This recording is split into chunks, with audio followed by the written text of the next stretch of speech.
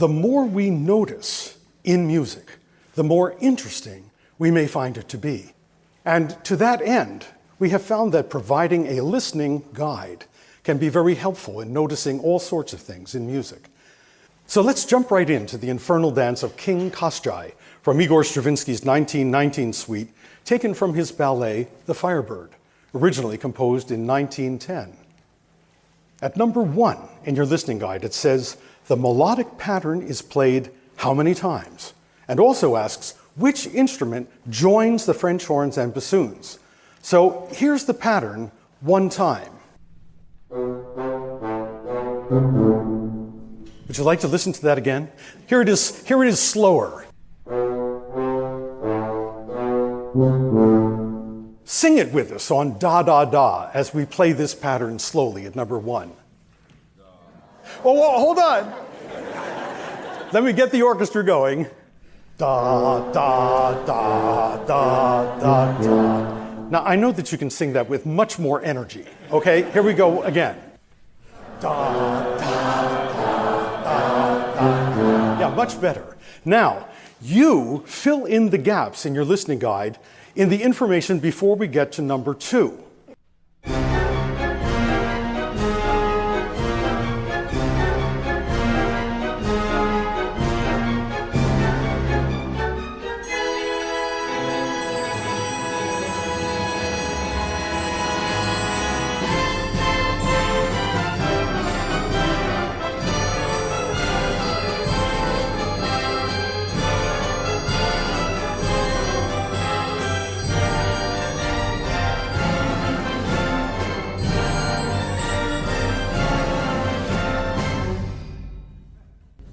Is something funny? Okay, so how many times did the pattern occur? 0, right. Some of you may have noticed that was not the same piece of music. And we played the wrong piece of music on purpose, just to see if you were really listening. That music was from an opera about another legendary bird in Russian folklore. In this case, the golden rooster, composed by one of Stravinsky's teachers and perhaps his strongest influence, Nikolai Rimsky-Korsakov. And Stravinsky found a lot of inspiration for his ballet score, The Firebird, in his teacher's opera, The Golden Rooster. Stravinsky also learned from Rimsky-Korsakov how to choose which instruments play which notes in the score, a technique called orchestration. But playing the wrong music also gives us an opportunity to briefly discuss the difference between hearing music and listening to music. The truth is, we have all been trained to ignore music as a kind of sonic wallpaper. The electronically reproduced music that accompanies almost every activity in our lives, dining in restaurants, shopping at the supermarket, driving in our cars, waiting in waiting rooms. We could make a very long list of things we do every day while music is in the background. We have to make a conscious decision to actually listen to music, to make it the center of our focus, and to be completely present with the music. So, knowing that we must choose to listen, once again at number 1 in the listening guide, we'll ask you to keep track of how many times the pattern occurs before we get to number 2, and which instrument joins in at the end of this short pattern. We promise not to tease you this time.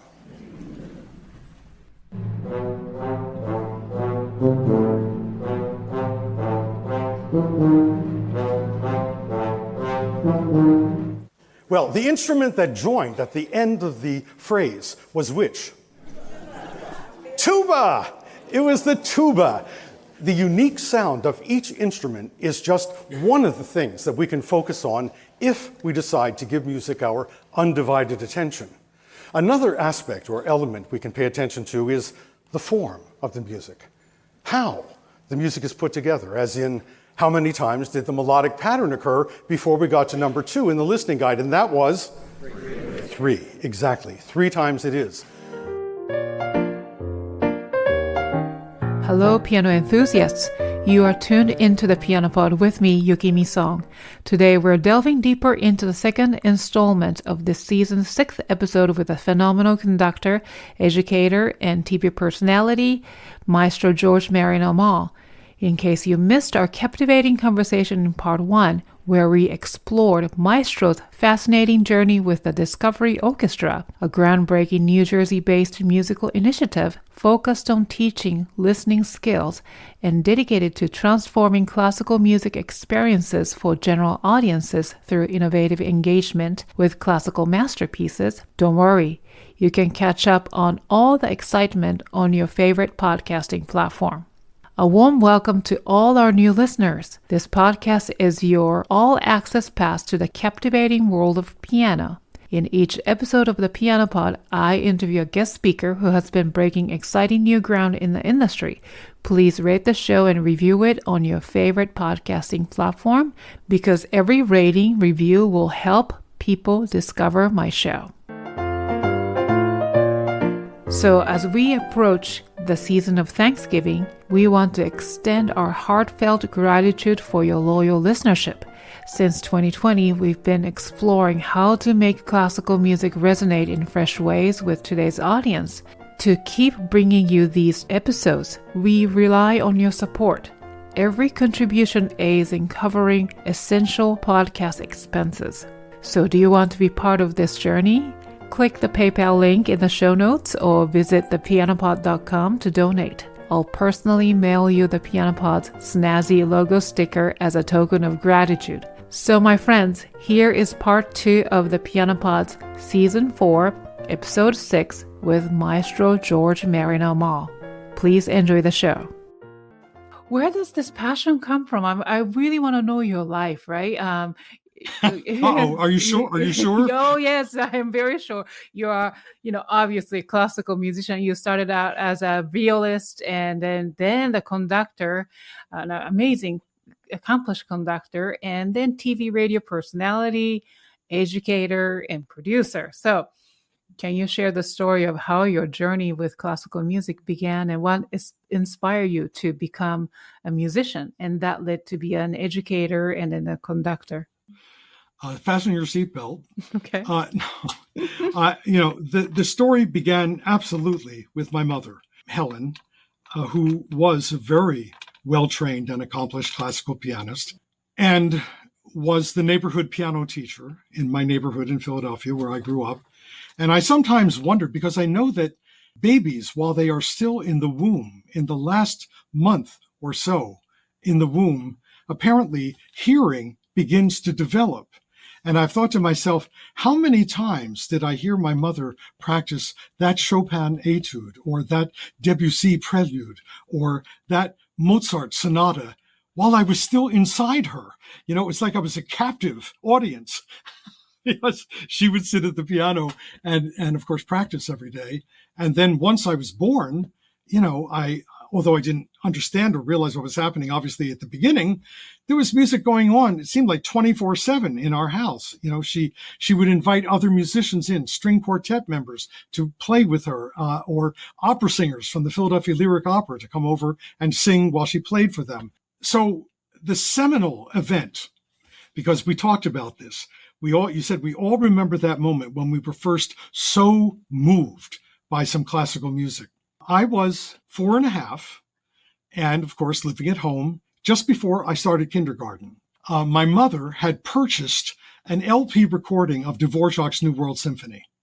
Now, we lived with my mother's mother, father, and aunt. So there were 7 of us in the house, including my brother, me, my mother, father, and these other 3 individuals. And so my mother was out shopping for groceries, and my great aunt was babysitting me. And the mailman arrived with this LP record.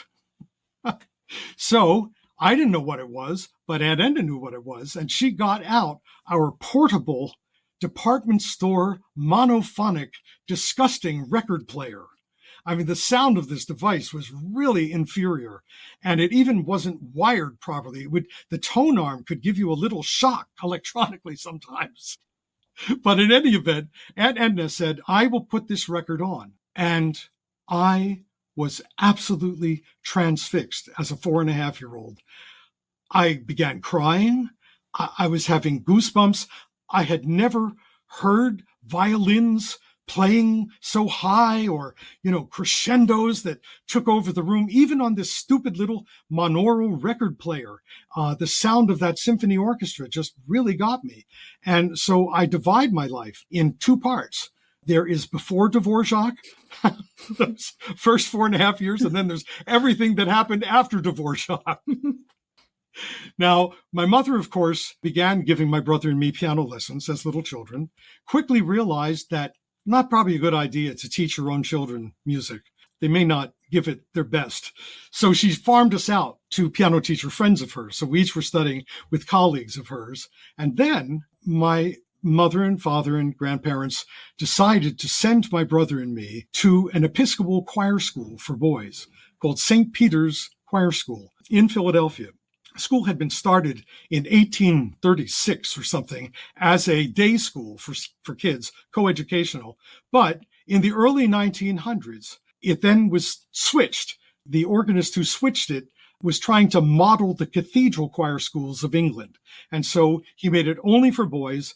And so the education now would not only include a lot of academic preparation. I mean, when I was there, we had to stay, in addition to math, science, history, English, Latin, French, and other things. We also had sightseeing class, mandatory piano lessons every day after school. There was a rehearsal. So this was a very thorough saturation in music. And it was that was when I became a performer. I mean, all the boys in the choir felt like performers because we sang 2 services a Sunday, every Sunday from September through June, and with different repertoire. And during seasons like Lent, in the evening, we would sing a different cantata, Bach cantata, or something else, so there was a lot of repertoire to learn. And in addition to the 45-minute rehearsal after school every day, on Friday, after some playtime, you had dinner with the men of the choir in the cafeteria, and then rehearsed with the men. Because, of course, we sang in 4-part harmony in church. And then on Sundays, there was a rehearsal before each service. So it was a lot of rehearsing, and there were special concerts. I mean, we would sing Messiah at the Academy of Music with the members of the Philadelphia Orchestra accompanying us.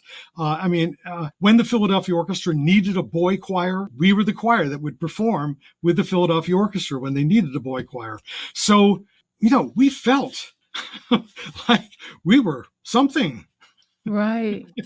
We had a real identity. So obviously it was a tremendous shock to leave the choir school and begin 8th grade at my local junior-senior high school in Philadelphia. I went from having 45 boys in my school. So my classes only had 6 or 7 kids in them, 10 at the most. It was like being tutored in all these subjects. So here I get to a school that has 5,000 students, wow, coeducational. And I was scared to death. But my mother knew that public school had a really good music program. And so she felt that I would flourish there once I got over the shock of being with so many other kids every day. So it worked. And this was the next most important moment in my growth as a musician, because the choir director was very fine. She was a very fine vocalist herself and a very fine conductor. The director of the orchestra was not the greatest conductor in the world, but, he was more than willing to lend me a stringed instrument when I finally got up enough nerve in 11th grade to ask if I could borrow a stringed instrument from the school. They had all these instruments that they would lend to kids for free, and they would give you lessons on these instruments. But anyway, so in 11th grade, I asked the orchestra conductor if I could borrow something. He said, I have a cello and I have a viola. And I said, I think my grandmother played the cello. I'll take the cello. Now, I had already fallen madly in love with the sound of the strings of the orchestra. And that was for just going to the Philadelphia Orchestra concerts as a child. My mother would take us, and also some of the members of St. Peter's Church would have subscriptions at the Philadelphia Orchestra. When they couldn't use the tickets, they would give them to the choir boys to go to the concerts. So I was listening to the Philadelphia Orchestra live all the time. And that sound of that string section just captivated me. So at a certain point, I got up enough nerve to ask this gentleman if I could borrow this cello. He said, come back this afternoon. And he said, I have a cello and a viola. And when I got back, and I know he did this on purpose because he didn't have enough violas in the orchestra, he feigned absent-mindedness. And he said, oh, I gave the cello to someone else. Would you take this viola? That is how George Marriner Maull became a violist, totally by accident. So in any event, the other really important thing that happened at this school was the first year there in 8th grade. It was again, they didn't have middle school in those days. They had junior high schools and senior high schools. And junior high school was 7th and 8th grade. And then senior high school was 9th, 10th, 11th, and 12th. So when I got there in 8th grade, sitting in the cafeteria, first week, I'm sitting and I hear coming down the hallway, the New World Symphony, the finale. And I'm thinking, I got to find out where this music's coming from. So I left my lunch and went down the hallway, and there was a separate wing for all the music classes and ensembles. There were 2 large rehearsal rooms and 1 smaller rehearsal room and several classrooms and offices for the faculty. But it was built in such a way that the noise pollution that musicians make did not reach the math classes and the English classes. We were walled off from the rest of the school. So I walked down this corridor to get to the music wing. And of course, the music was pouring out of this room. And the first thought that I had was, why are the students not misbehaving? Because I grew up in a working class neighborhood, and all my friends thought that my obsession with classical music was rather nutty. Eccentric. What's wrong with this kid? Because it wasn't that I didn't like rock and roll. Right. I mean, I loved Elvis Presley. I loved the Everly Brothers. I had my own 45 RPM records of them, but most of them really poo-pooed classical music. And so I'm thinking, the teacher in that room, he must either have bound and gagged the students or something, because there's no peep coming out of them. They're just sitting there. So I sat down outside the classroom, and after a few minutes, Mr. Firebird, the teacher who ultimately got his doctor's degree, Dr. Firebird, he came out and said, wouldn't you rather sit in a chair? Why don't you come into the room? Saul Feinberg's whole mission in life was to teach teenagers how to listen to classical music. Wow. And he had written his doctoral thesis on this subject and developed a course which he called the Perceptive Listening Course. Really? Wow. I learned everything I know about teaching music listening from that man. Now, because I was in the choir, obviously coming out of St. Peter's Choir School, the choir director grabbed me immediately and put me into the choir because I could read music and all those good things. So I thought, well, I'm just going to have to come to this class on my lunch hour and go as often as I can.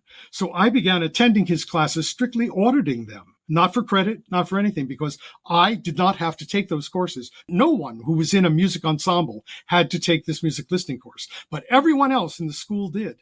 So he affected the lives of thousands and thousands of kids over the decades he taught there. And he was a very fine pianist and a composer. Eventually, I asked him to be my piano teacher. And so I had 3 years of studying piano with him as well. But I just soaked in his methodology. It's he who believed that answering problems, giving people problems to solve by listening, was the best way to teach this material. And also to tease them and taunt them and make sure they had that aha about whether they were listening or not. He would set them up so that students would say, well, that's not fair, Mr. Feinberg, because he would say, I'm going to give you all the grade of C, just all of you. And they would say, that's not fair. And he said, of course it isn't. But why don't you say that when I ask you to give your complete attention to this next piece of music? Wow. I could say, you're not being fair.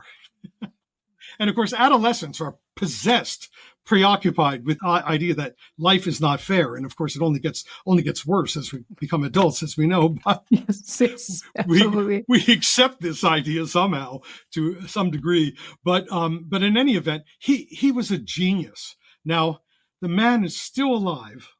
And when I got out of music school in Louisville, no one in Louisville who played in the Louisville Orchestra or the Opera Company or the Ballet Orchestra or whatever, none of them made enough money to live off it. So everyone had a day job, and all professional musicians rehearsed at night. the Louisville Orchestra rehearsed at night. So you had people in the orchestra who taught music at a local public school, or like my stand partner in the viola section worked for the newspaper. He worked for the Louisville Courier News, and there were just all sorts of people in that orchestra who were very fine musicians, highly trained, but had other day jobs. And the principals of the orchestra were the faculty members of the University of Louisville School of Music. But when I got out of school, I realized I'm going to have to get a day job now.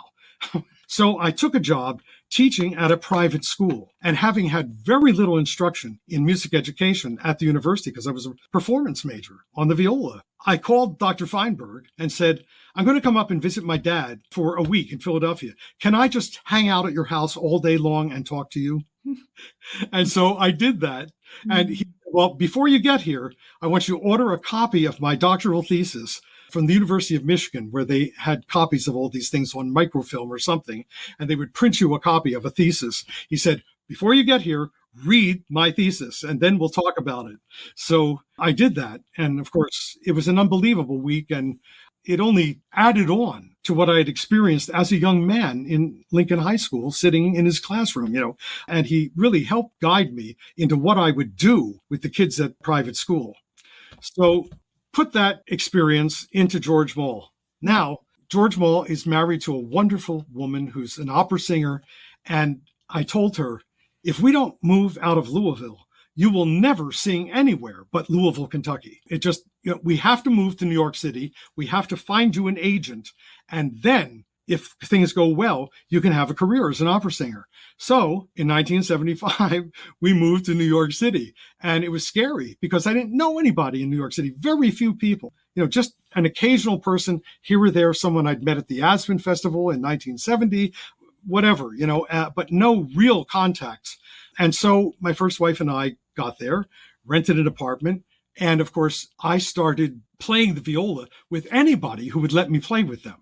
In other words, I met someone who was a musician. I said, can we play quartets together? Because I wanted them to be able to tell the people who were the personnel managers and contractors for the freelance orchestras, this guy plays well, hire him. And of course, I joined the union, all that sort of thing. Now, my wife's career, we got her an agent, and her career took off. And she was away for 6 months out of each year for a few years running there. Mm-hmm. And not all at once, but she made her Carnegie Hall debut that first year we were there with the Oratorio Society of New York, singing the Bach B minor Mass as a soloist. And, I was super happy for her. Problem was, it was difficult for us to keep our marriage intact, being apart from each other so much. And so at a certain point, we just decided that we would amicably part company. Not that wasn't traumatic, because we had been married for 10 years. But here began my life in New York. And it was challenging. We were constantly running out of money. And we would call her father in Louisville and say, can we please borrow X amount of money? And he would say yes, knowing we never would be able to repay him. And then the next month we would call my dad and say, Dad, can we borrow some money for the rent or whatever, Long story short, I finally began to be able to support myself as a violist. I got enough work, and when I was playing with the freelance orchestras in the city. And I also, my first wife said, hey, George, you sing very well. From your training at the choir school and that sort of thing, I'm going to give you voice lessons, and I want you to audition for a church job where you will be the baritone soloist. So I got a church job at a church in New Jersey where I was the baritone soloist, in addition to playing the viola. And I also auditioned for and became a member of the professional choir of the New York Philharmonic at that time, which was called the Camerata Singers. And that was when I got to sing under Pierre Boulez for the first time. As a member of that chorus. So there were lots of very exciting experiences to go through. Obviously, I was totally bewildered and amazed and in love with New York City. It seemed like the greatest thing in the world. And I remember my friend from the Aspen Festival, who had lived in New York for 10 years already, said, enjoy it while you can, George. It will get to you after a while. But in any event, at a certain point, I became a violist for the Opera Orchestra of New York, which is conducted by a woman, Eve Queller, who had founded that ensemble. And they were giving concert performances of unknown operas by people like Verdi and Puccini and all the canon of composers. But operas that never get staged at the Met or anything like that. And they would do them just singing them, stand up, singing them with the orchestra. And she would hire world famous singers to be the leads. Montserrat Caballé, Marilyn Horne, people like that. It was amazing. And then the lesser roles, she would populate with young singers. She would go on trips to Europe to find young singers who were unknowns. So they would come over and sing the other lesser roles. And she was so good at picking singers. Often after a performance with the opera orchestra, the next year, they would wind up being offered a contract at the Metropolitan Opera. She launched their careers. It was it was incredible. But what a thrill. I mean, she was the first conductor to hire me. And what a thrill that first January to be sitting on the stage of Carnegie Hall, playing with this wonderful orchestra, this incredible music. And so I loved that life quite a while. But I still wanted to be a conductor. That was something that had entered my mind in the choir school, watching Philadelphia Orchestra, watching Eugene Ormandy conduct the orchestra. I just thought I would love to do that, but I never told anyone for a long time. In fact, when I told my viola teacher in the Philadelphia Orchestra that I wanted to do this, just before I left for music school in Louisville, I said, I want to be a conductor. And he said, "Are you out of your mind?" I just loved it, but I persisted. And of course, I was very lucky in Louisville. Before I left Louisville, I had become the conductor of the Louisville Ballet and the assistant conductor of the Kentucky Opera and the conductor of a choral group there, as well as a theater that did Broadway shows. So I was getting a lot of conducting experience, and it was a lot to give up to move to New York City to help my wife's career. And she had a lot to give up too. She was already on the voice faculty at the university by that time. And, it was hard to pull up roots again, but we struck out for New York and it all paid off because Eve Queller asked me at one point to be her assistant conductor. This allowed me to sometimes prepare the chorus for the Carnegie performances. And it also allowed me to work on the parts for the orchestra. She needed help in making sure the parts, you talk about how the orchestra at my concerts are right on the button.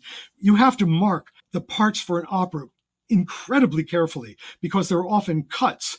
This entire section of music is left out. So you have to mark them so that the musicians are in no way tempted to play the music. And her rule was if they can't see it, they can't play it. So whereas the usual method was to make a vertical mark and then make a slanting horizontal mark to the music that you want them to go to and put another vertical mark at the beginning of that measure, she would have me cut up paper, scrap paper, and paste it over, scotch tape it over the part she didn't want them to see. So they never played the wrong music in rehearsal or in concerts because we made sure the parts were absolutely prepared for that performance. And in any event, she liked me. And now that my marriage had ended, I remember there was an occasion when I told the personnel manager of the orchestra that I was dreading the next week. And he said, "Why, George?" And he said, I said, "Well, I'm going with my first wife to tell her Southern Baptist parents that we have decided to divorce."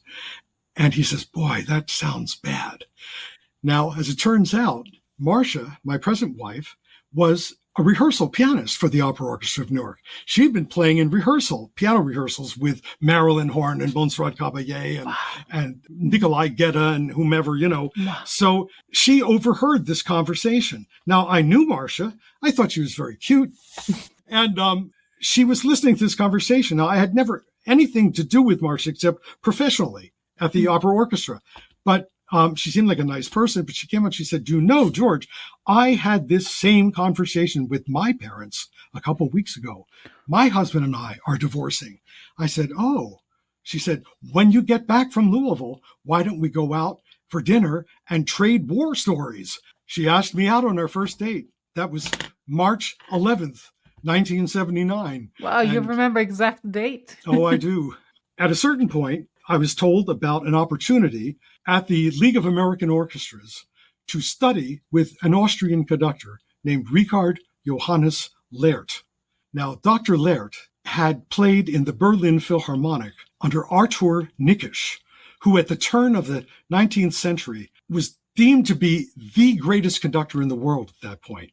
And Dr. Laert not only played under him in the Berlin Philharmonic, but also became a conducting student of his. Dr. Laert's parents had been friends of Johannes Brahms. And when Dr. Laert was a little boy, Brahms had bounced him up and down on his knee when his parents would visit sometimes. Oh my goodness. So this man's, and Dr. Laert had also studied conducting with Richard Strauss. Oh, wow. So his credentials were unbelievable. And because his wife had a career that he felt was not advancing in Europe, he made the decision, because she was a Hollywood film script writer, to move, she was a film script writer, to move to Hollywood, California, so that she could have a bigger career as a script writer. So he became the conductor of the Pasadena Symphony and stayed there for many, many decades. And at a certain point, his reputation as a conductor and guru and teacher began to spread. And so the League of American Orchestras said, Richard Johannes Laert, his parents had named him for Brahms, his middle name. Richard, would you teach 10 American conducting students each summer with an orchestra how to conduct? And he said, I will. So this program started. It went on for many, many years. And I heard about it, and I had to ask for a recommendation. So I asked Yves Queller to write a recommendation. And then I asked Lucas Foss, who at that time was the music director of the Brooklyn Philharmonic, which I also played in. He also wrote a recommendation for me. And so they invited me to audition for a fellowship to study with this man. I did the audition. The audition was with the New Jersey Symphony on this East Coast. The people who auditioned were on the East Coast. And I was selected as one of the 10 people to go study with this man, who held forth in Virginia. They had this ancient resort. It was built during the Civil War era. Big hotel, little wooden cabins. And that's where they had this. And they would play in the ballroom of this hotel. It's where the orchestra would assemble and Dr. Laert would work with his students. So anyway, that was another total seminal moment in my life. He was the greatest conducting teacher I ever had. And he certainly was one of the greatest conductors I ever saw conduct. He, with his eyes and little gestures of his hand, could elicit the most unbelievable responses from an orchestra. It was quite something to behold. So anyway, after that, a year later, the music director of the New Jersey Symphony, who had watched me in the competition to get this fellowship, conduct his orchestra, he remembered me. And when he needed an assistant conductor, out of the blue, called me in my apartment in Manhattan and said, George, he was Polish, George, I might have some work for you. Come have lunch in Newark. So I go over to Newark and I almost dropped my spoon in my soup when he outed with, I'd like you to be my assistant conductor. I thought, you've seen me conduct for like 10 minutes in this audition, Anyway, I guess he liked what he saw. So wow, that was when I got my first real big, with a larger ensemble conducting job. And things have sort of progressed from there. Oh my goodness. It's been a wild ride. And I wanted, for the worst way, just to be a symphony orchestra conductor at that point. I mean, my first goal had been get a job in a symphony orchestra like my teacher at the Philadelphia Orchestra, play in a symphony orchestra. Well, I did that, then get some conducting work, which I did. And it seemed like that was the main driver. But somewhere on the way to the Forum, as they say in that play, I realized that the best thing I could do with my time, however much time I have left, is to try to help people be very moved by this music.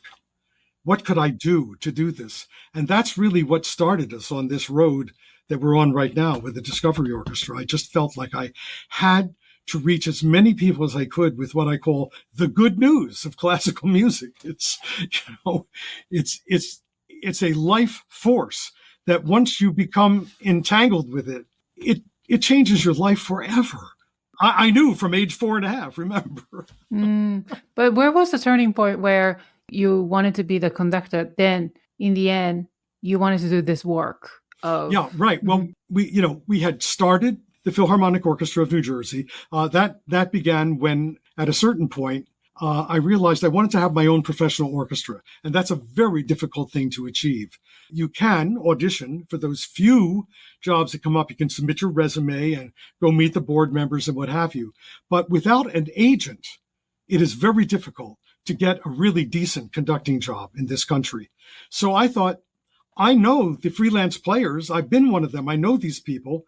I'm going to start an orchestra in central New Jersey where there is no orchestra, and we'll play symphonic concerts for the audiences out there. So that was the rationale behind starting the Philharmonic Orchestra of New Jersey. Now, I would tell any conductor who thinks this idea, don't do it. You're nuts. I mean, it was anguishing to create the Philharmonic Orchestra of New Jersey. But we did. I mean, there were rough patches, times when I thought we were going to totally run out of money, but didn't. And we got it going so that we were a respected concert series to go to at that point. And as I said, playing at Richardson Auditorium and also in Princeton and also at the Arts Center in Newark.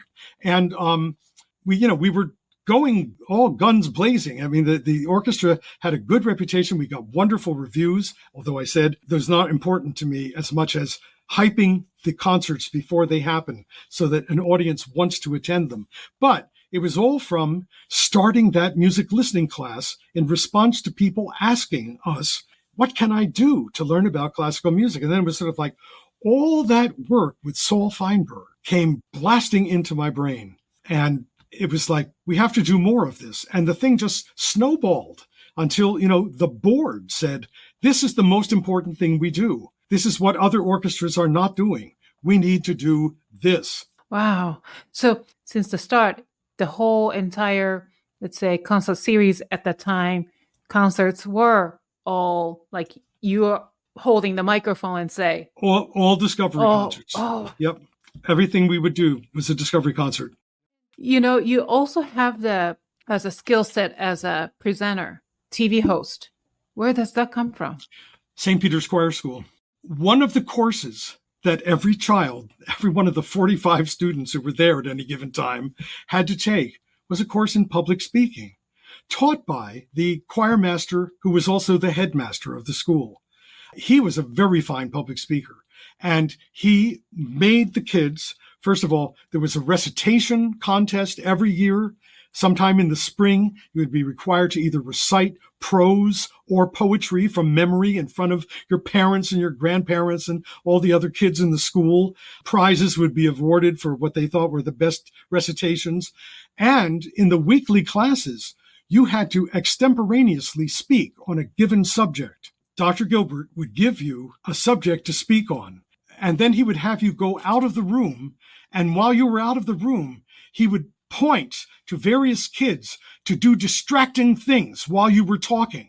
In other words, he would tell this kid to drop his pencil at a certain point on cue, and this person to rustle a piece of paper or whatever, just to try to get you jolted while you were doing your extemporaneous speech.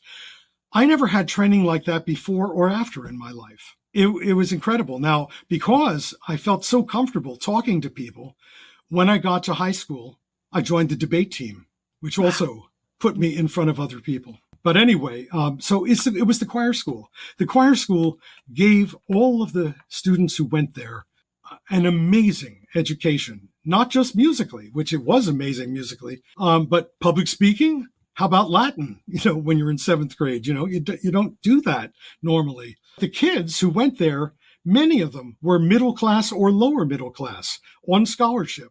There were a few kids from the upper classes, from wealthy families, but most of us were not. And so he had his hands full, turning us into polished little kids who could function well in polite society. But I guess you were prepared to be who you are today. I think so. It made a difference. And it's interesting because many of the choir school graduates also became professional public speakers in that many of the choir school graduates became Episcopal priests.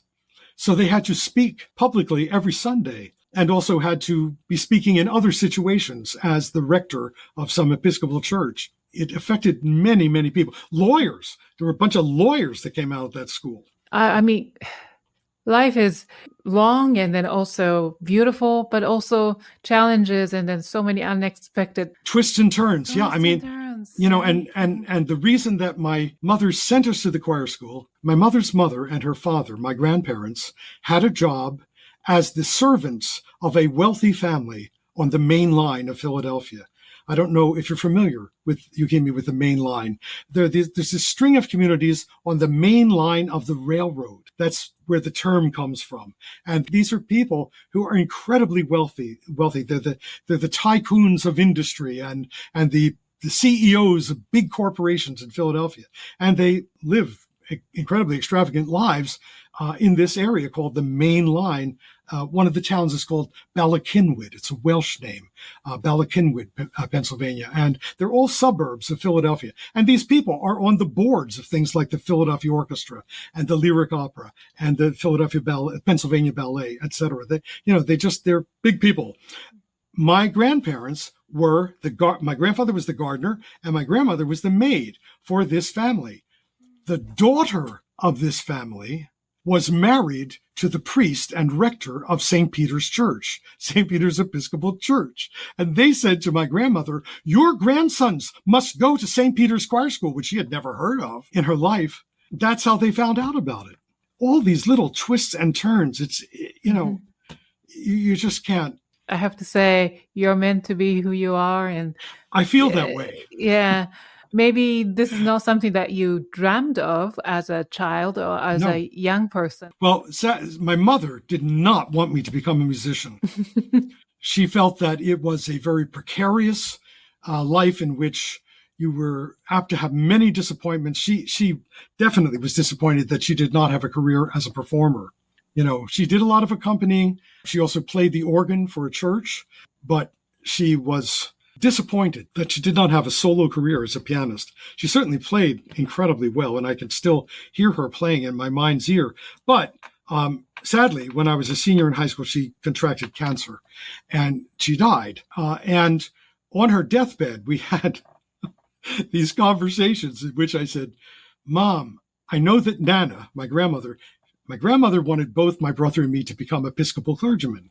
That was her dream for us. And my brother actually went through with this and became one, although he left the church at a certain point. But he actually did what Nana hoped he would. And I was sort of on target to do it. But I said to my mother, I want to go to music school. I want to be a musician. And she said, no, it's a terrible life. Don't do it. Finally, after enough of these conversations, she said, okay, I give you my permission to go to music school, but you must promise me you will never marry another musician because you will both be poor together. Can you imagine your dying mother saying such a thing to you? And of course, I've done it twice, I've married two musicians. But, what can I tell you? It's I'm certainly glad I went to music school. Mm-hmm. It was definitely felt like where I wanted to be. And I really can sense your passion and love for music through everything you do. I would hope that comes through because it's definitely felt on my end. It's contagious. That's why I was like in tears watching that video and really fell in love with music all over again. That's a really fantastic sensation, right? Because I remember the first time when I heard the Beethoven Fifth Symphony in the music school and then fell in love with yes. Right. And how scary that triplet sounded, Yes. Yes, it sounds really foreboding. I know.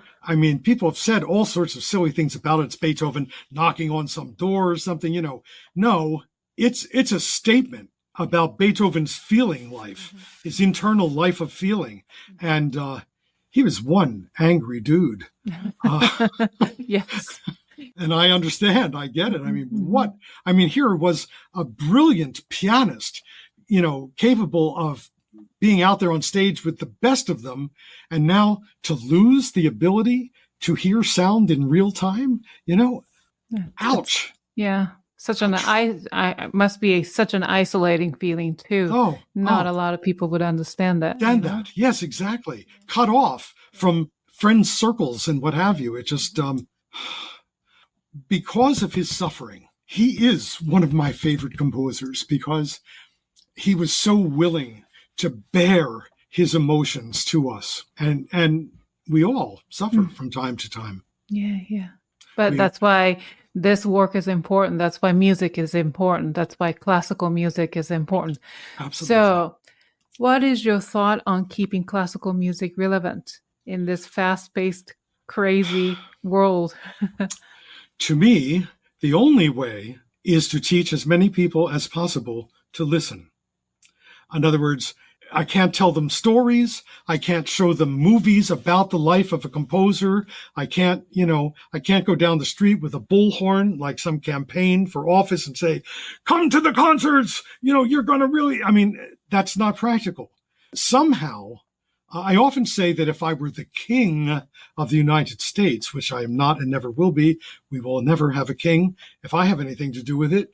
But I would decree that every child would study the art of listening to music in school, so that, like the people who grew up in Hungary, having been raised on the Kodály method. When I conducted in Budapest, the one time I conducted there, conducting Carmina Burana, I will never forget the sensation of the audience, because I knew that they were all trained to read music at sight and were very musically literate. I've never felt an audience so clinging to every sound that we made that night. And so it's not that it can't be done, but of course that was a socialist country with a dictatorship, and it was just decreed that everybody would study the Kodály method in school, So I don't know it's still the case at this moment under Orbán. I have no idea. But it was definitely the case at that point. And that's what I would do to try to make it happen. Now, we can't do that, right? It's not going to happen in the United States. So the question is, what is the method by which we can teach the most people how to listen? And I'm convinced it's electronically. In other words, if we can somehow get someone to click for just a minute, click onto something that catches their fancy or their attention. Obviously, I'm always telling people, you will never have an experience like this. If you have this experience, you will become addicted to it, although it's not a drug. It's completely addicting, But why is this so important? Why the classical music is so important to us? Because I think it changes our lives in ways that we cannot even imagine. First of all, because we learn to listen to music and feel our own feelings very strongly, we also begin to feel the feelings of the composers, these other people. It's an amazing thing that someone who's been dead for more than 100 years can, through the goodwill of a bunch of musicians who are reproducing the score that they created, it's like they're sitting in a room with this, pouring out their deepest feelings about everything. So in terms of developing a sense of empathy in life, I think that's a very important reason to become sensitized to art, including painting and sculpture and poetry, all of the arts. But music, I've always felt, is the most direct route into our hearts. It's like an electrical force. You can't even see it. You can't touch it. As Saul Feinberg always said, it's invisible. And it's not like a painting that you can hang at the Philadelphia Art Museum and it will always be there and you can go look at it whenever you want. This thing occurs in time and then it's gone. Yes. So if you're not there with it every second, you're going to miss something important. When Brahms changes that one chord, the last time that melody comes back, if you're there from the beginning, it will seem shattering, just earth-shatteringly, emotionally moving to hear that one chord change. Same thing with a Bach chorale, But I think if you were severely emotionally disturbed in some way, if you were filled with so much either self-hatred or I don't know what, sadly, you might not receive those benefits from classical music. But I think most people, certainly more than the less than 5% of the American population that regularly listens to classical music. And I mean listen, not hear, not have it on in the office while they're working in the office or have it on while they're cooking in the kitchen. No, actually, something less than 5% of the US population sits down and listens, or stands and listens, whatever they do, but gives it their undivided attention. That percentage needs to grow somehow. That's right. Yes. Maestro, I can be with you forever talking about wonderful. Well, I won't tell Marcia you said that. But But it's really nice to be with you. So I know we have to really end our conversation soon. So before we go, I just want to say to my audience that the Discovery Orchestra is obviously available on YouTube channel, and also you have a podcast show, Notes from Under the Piano. And then also you have, so for Discovery Orchestra, you can go to discoveryorchestra.org, and then your app is AHA Classical app. So you can find them on any app store, correct? And on PBS Passport, our television shows are there. If you're a member of your local public television station, you get free access to PBS Passport. You can watch any shows, including ours, on that particular site online. And trying to think if there's any other venue. Well, again, you can tune in to the radio online on second and fourth Saturdays of the month, 7:30, wwfm.org. So before I let you go, we have one more thing to do, which is the rapid fire questions, where I get to ask fun questions. So no explanation is needed. So let's go. All right. All righty. What is your comfort food? Comfort food is chocolate. How do you like your coffee? With cream and artificial sweetener. Cats or dogs? I love both, but cats have been my pet of choice through most of my life. I've had both. Love dogs, but cats are it. Summer or winter? Neither. Fall is my favorite season. Okay, yes. What skill have you always wanted to learn but haven't had the chance to? I would say to play the electric bass or the acoustic bass in a jazz ensemble and improvising. Improvising, yes. What is your word or words to live by? Love one another. Beautiful. What is the most important quality you look for in other people?